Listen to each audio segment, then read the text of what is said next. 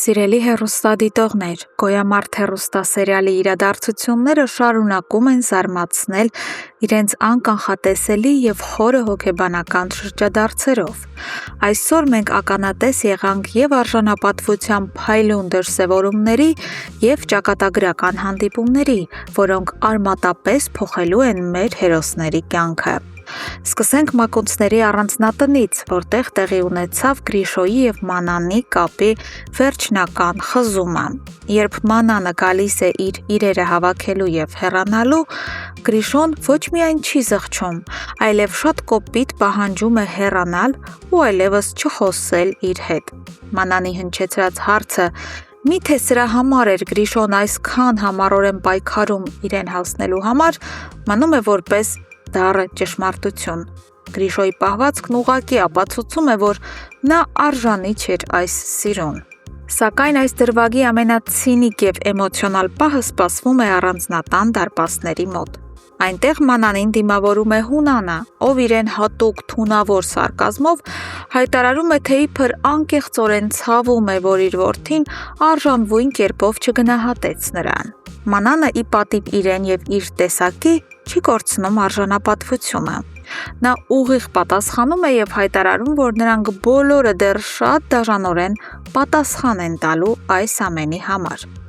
Եվ Մանանի այս խոսքերը դատարկ հնչյուններ չեն։ Երբ նա վերադառնում է հայրական տուն,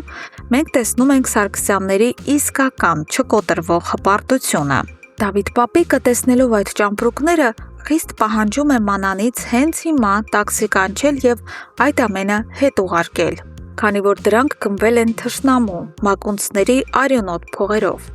Մանանն անմիջապես համաձայնում է, բայց անում է շատ ավելի խելացի ու խոցող մի քայլ։ Նա իրերը տաքսիով ուղարկում է ուղիղ Իննայի ռեստորան։ Սա իսկապես ապտակ էր մակունցների ինքնասիրությանը։ Իսկ ինչ է անում Գրիշոն այս ընթացքում։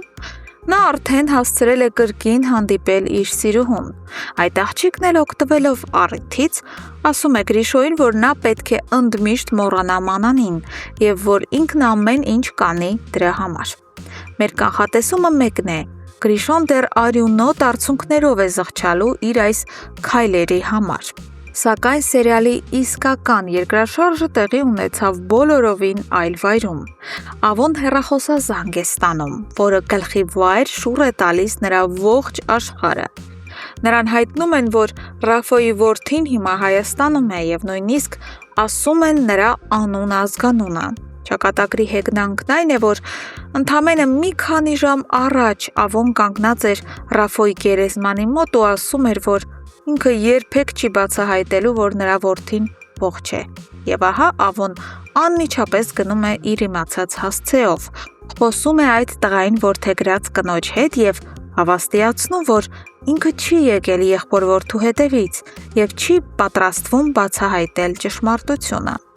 Բայց հենց այս ամենահուզիչ ու որոշիչ պահին դուռը բացվում է և ներս է մտնում այդ տղան, նրա եղբոր-որդին։ Ու պարզվում է այն, ինչ մենք բոլորս ի սկզբանե գիտեինք և ինչի մասին գիտեր միայն մեկ մարդ՝ Օլգան։ Այդ տղան Վովան է։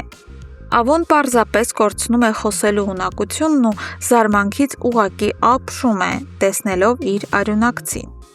Ստեղծվել է չափազանց պայթյունավտանգ իրավիճակ։ Սիրելի հեռուստադիտողներ, ինչ եք կարծում, ինչպես են հիմա Օլգան ու շոկի մեջ գտնվող Ավոն Վովային բացատրելու, թե ինչի մասին էին իրենք խոսում։ Անպայման կիսվեք ձեր վարկածներով և կանխատեսումներով մեկնաբանություններում։ Մենք անհամբեր սպասում ենք ձեր յուրաքանչյուր կարծիքին։ Շնորհակալություն դիտելու համար։